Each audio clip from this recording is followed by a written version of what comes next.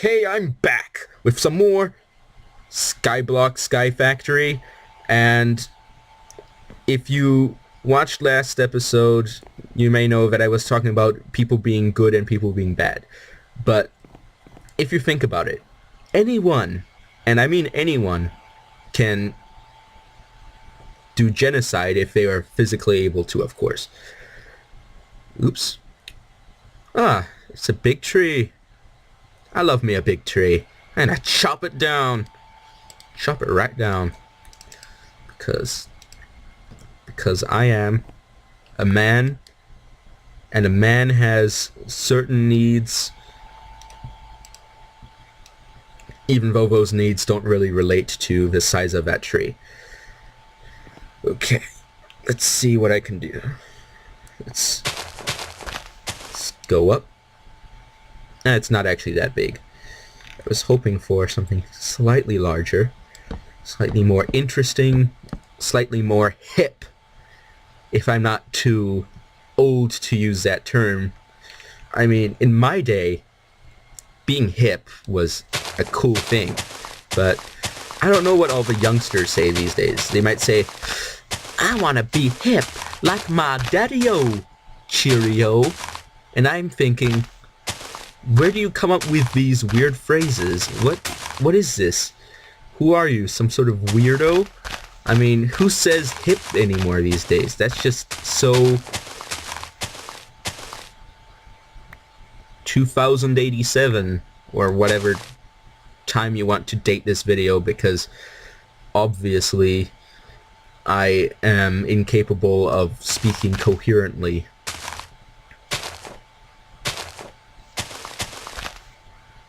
But the question isn't, can you speak coherently? The question is, are you hip? Are you a real hip person that can do hip things with his hips, or her hips, of course, because why be sexist when you can be honest? But on the other hand, if you live in a country that supports freedom of speech, why are you getting on people's backs, alright, for being publicly sexist? I mean, in a practical setting, of course. I mean, would you live in a country where the law requires people to lie to each other and not speak the truth? Where you are only hired because of the way you look or because of your genes and not because of your actual skill? And that was my knock on affirmative action, because let's be honest, it's bad for business. Of course, on the other hand, I do want to remind people that I do not support racism, because there's really only one race, the human race, so don't be racist, people. But still, if I have a racist neighbor, I don't want my racist neighbor to lie to me all the time and say he's not racist. I don't think that people should hide the truth about how they feel and lie about it simply because other people tell them to. I think that you should be honest about being evil if you are evil. And you should be honest about your opinions on things and your motivations.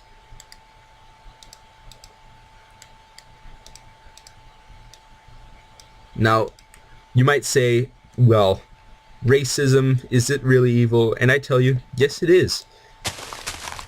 Because by definition, racism is evil, because if something is wrong, then it is evil.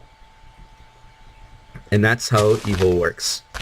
And it's simple. It's just simple like that. Now, you might ask, who are you to tell me what's right and wrong? And, you know, that'd be a good question, because who am I?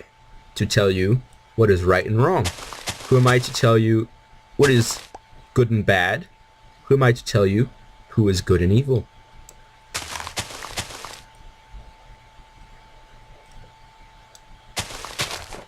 This, of course, can only be resolved in one of two ways.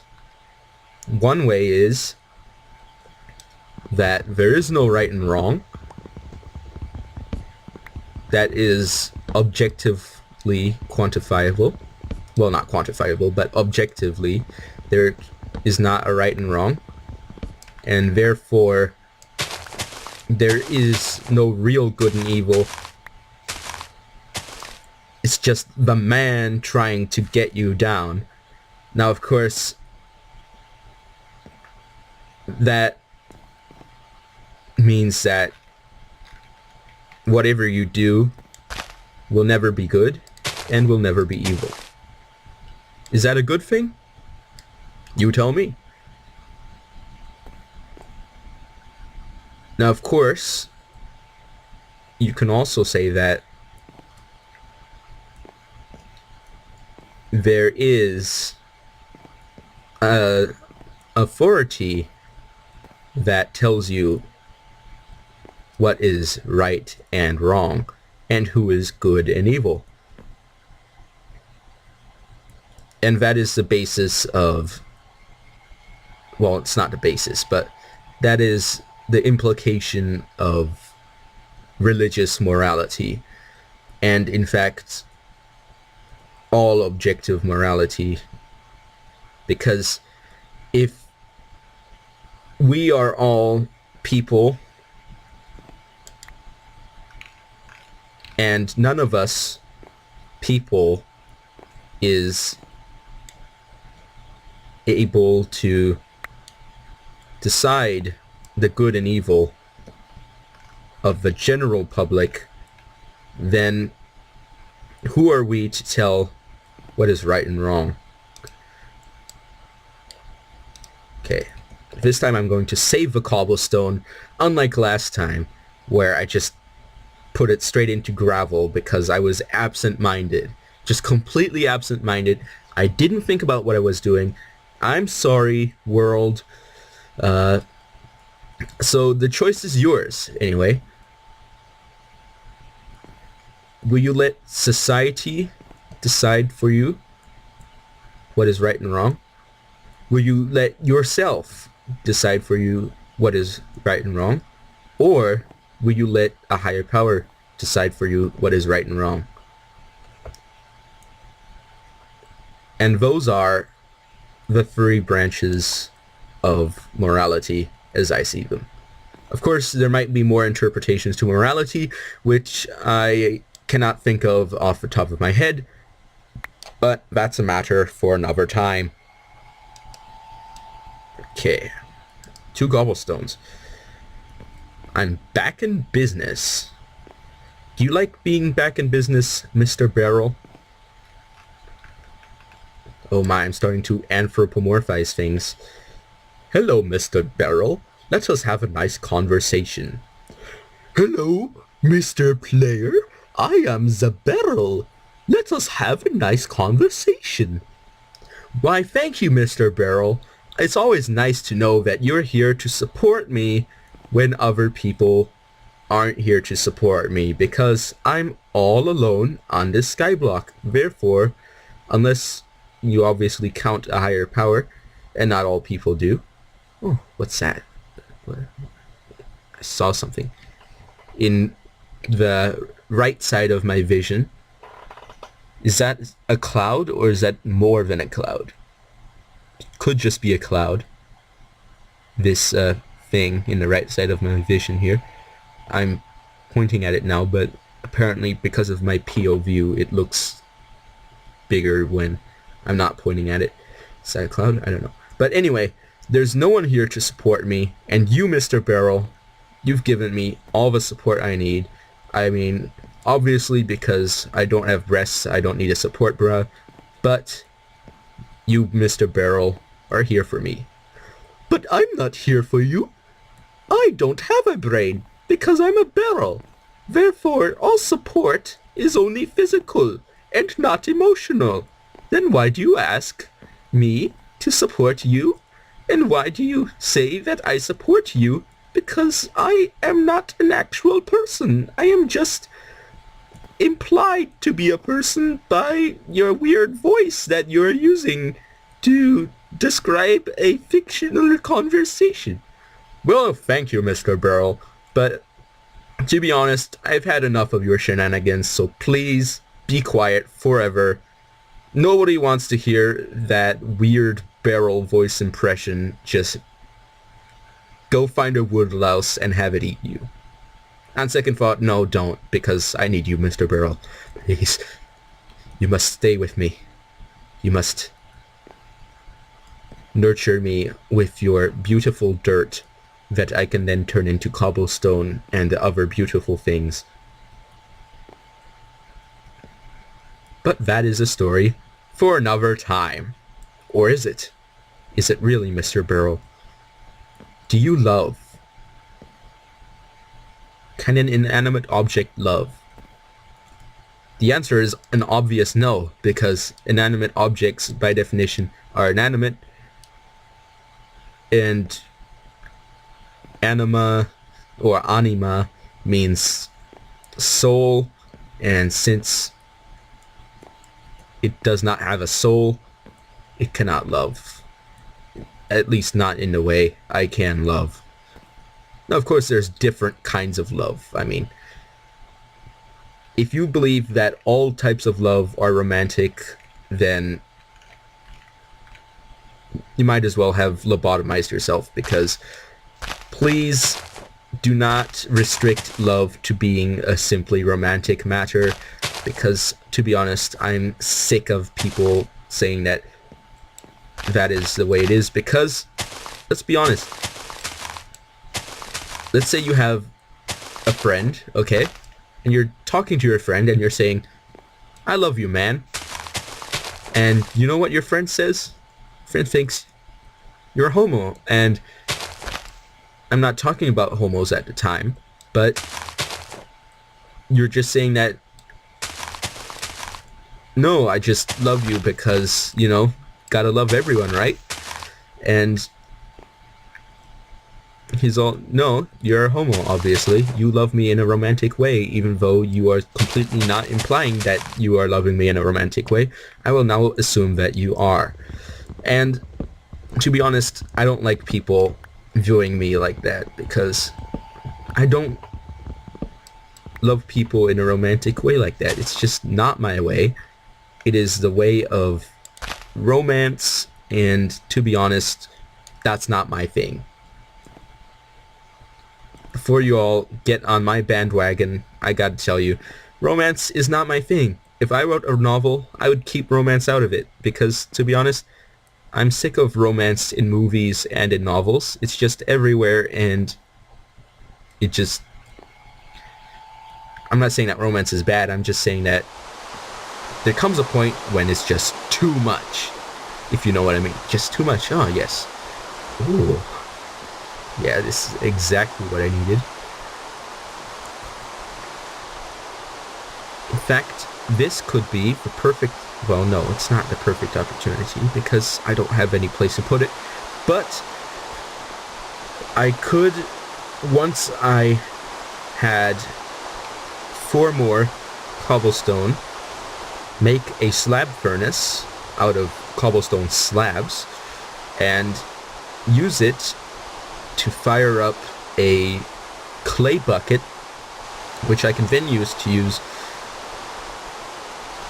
the other water I have to make an infinite water source, which, to be honest, that is my thing. I love having infinite water sources in Minecraft. Thank you, Notch and Dinnerbone and Jeb and all the other developers, and I guess Microsoft now. Infinite water sources are amazing. So the question is, do you want to talk to your family at your dinner table about religion and politics? I know those are taboo subjects, but if you think about it, why wouldn't you talk about religion and politics? I mean, your view of the universe and its origin and the purpose of life is important. What's also important is things that will directly not only affect your life, but the lives of all your compatriots and fellow citizens, and that's the politics aspect of it. So, but these things are important, so why wouldn't you talk about them? I don't understand why some people would say, well, it's just not something that, we want to talk about at the dinner table because, it makes people upset and angry. Well, get over it. Some people get angry. So what? If you don't sort out your worldview, then you don't have one, and you don't know what you believe or why you believe it. And if you don't know what you believe or why you believe it, you will be swept up by other people who will tell you what to believe and why to believe it. Of course, some people obviously believe the correct thing and have correct reasons, but you always want to be able to reason it out to yourself so that you understand why you believe something and you are not directly forced to believe anything by someone who has no ability to tell you good reasons to believe things. Okay, let me just put these things away.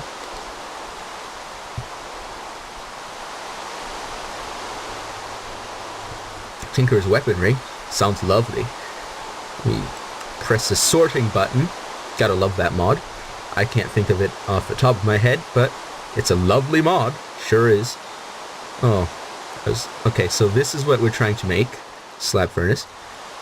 And it'll take 6 cobblestone to do so, which is better than requiring a whole 8. Because let's be honest, 8 cobblestone, too pricey. Who wants to pay that price? I certainly don't. Do you? Probably not. I mean, why pay 8 monetary units for an item when you can pay 6 for the same item? Or at least an item that does the exact same thing.